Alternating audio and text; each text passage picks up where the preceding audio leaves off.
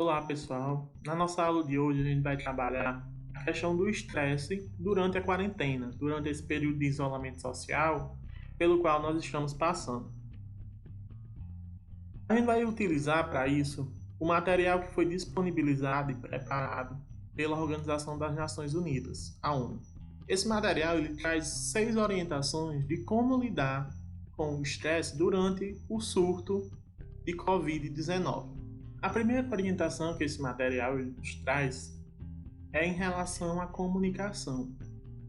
Durante esse período de crise, é normal que a gente possa se sentir triste, ansioso, confuso, assustado ou até mesmo com raiva, zangado em algum momento do nosso dia.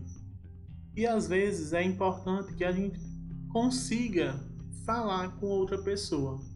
E para a gente conseguir falar com outra pessoa, ou com um amigo da gente, ou com um familiar, é necessário que a gente possa confiar nele, para que a gente diga o que é que a gente está sentindo, o que é que nos deixou triste, o que é que nos deixou confuso, o que é que deixou a gente assustado, ou mesmo com raiva. Então a questão da comunicação ela é muito importante durante esse período. A segunda orientação é em relação ao nosso estilo de alimentação, a nossa alimentação do nosso dia a dia. Então, é muito comum que durante esse período de estresse que a gente venha a passar, que a gente tente descontar isso na comida.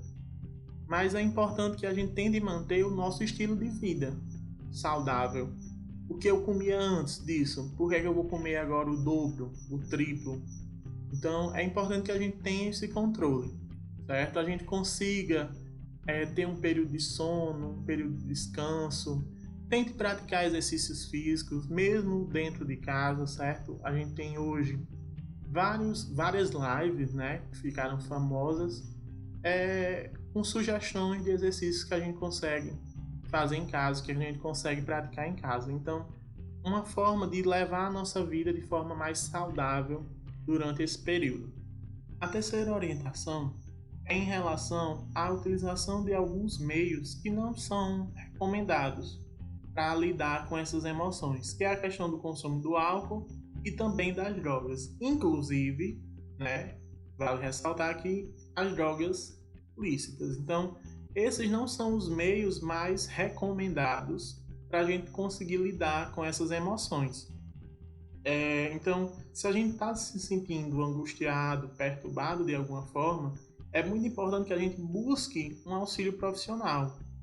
Mesmo nesse período de quarentena, as profissões elas também estão se adaptando. Então, por exemplo, existem diversos psicólogos que eles estão fazendo atendimento online.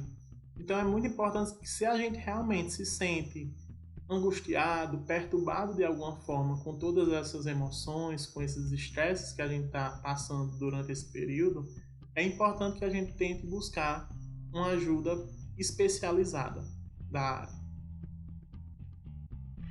Bom, nossa quarta orientação ela é em relação à necessidade que a gente tenha, durante esse período, uma visão crítica das informações que a gente obtém, que chega até a gente. Muitas vezes, mesmo durante esse período difícil, a gente se depara com informações que são falsas, não são verdades, são as ditas fake news.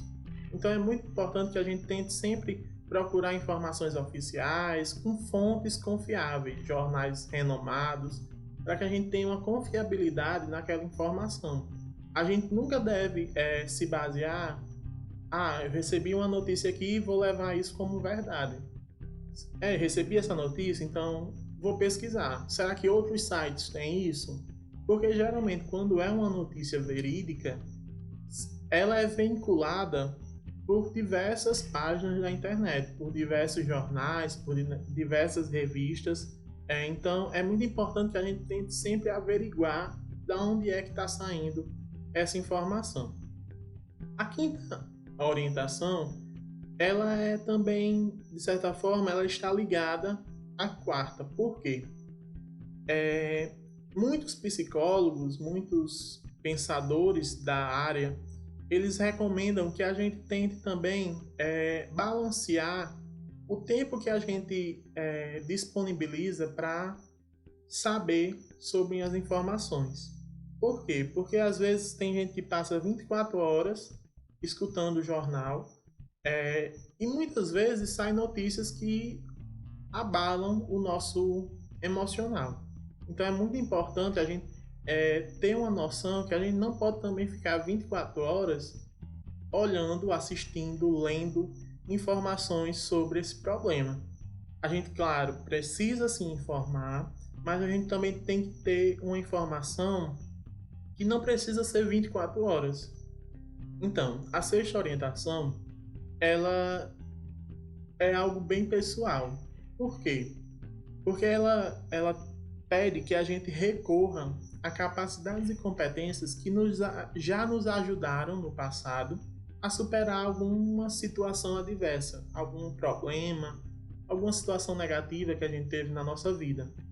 E que a gente tente utilizar isso como forma de lidar com as nossas emoções durante esse período de surto dessa nova doença.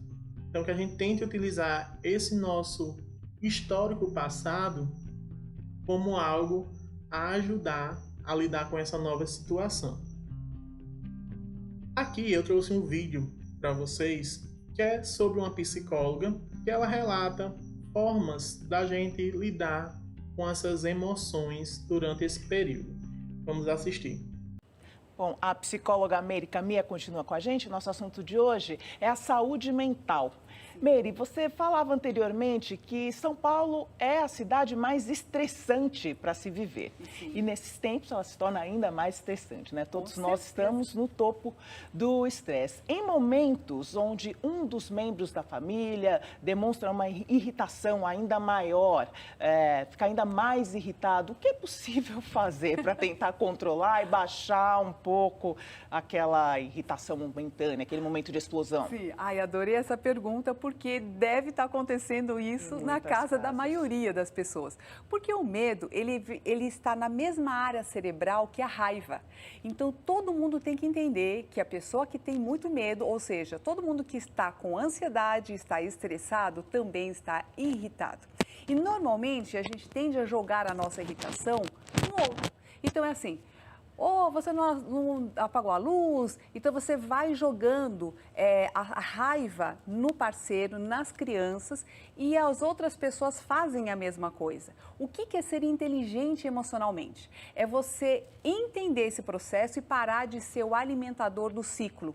Então você para, entende que a pessoa não está te atacando e sim está com medo, está assustada, e você muda a estratégia. Então você acolhe, você não responde e para de alimentar o ciclo de irritação dentro da casa. E quando você começa a ser a pessoa que começa a ter esse equilíbrio emocional, você passa a ser também uma referência para as outras pessoas dentro da casa. Então, uma dica bacana para o pessoal em casa é que a gratidão, ela é a base de todos os sentimentos positivos.